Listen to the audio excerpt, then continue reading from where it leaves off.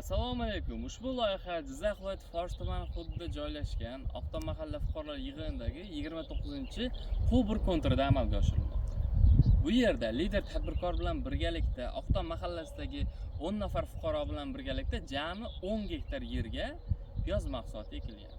Piyoz mahsuloti dastlabki unib chiqish jarayonidan keyingi bosqichga o'tilgan, mutaxassislar bilan birgalikda kimyoviy ishlovlar berilgan va piyoz mahsuloti bilan birgalikda unib chiqqan ortiqcha o't o'lanlarni zararsizlantirishga erishilgan. Bundan tashqari mutaxassislar bilan birgalikda tomchilatib sug'orish uskunasi o'rnatilgan. Tomchilatib sug'orish uskunasini o'rnatishdan asosiy maqsad ortiqcha elektr sarfini hamda ortiqcha suv sarfini kamaytirish bo'lgan. Bundan tashqari piyoz mahsulotiga o'sha mineral o'g'itlardan amafos, selitra kabi mineral o'g'itlar berilgan.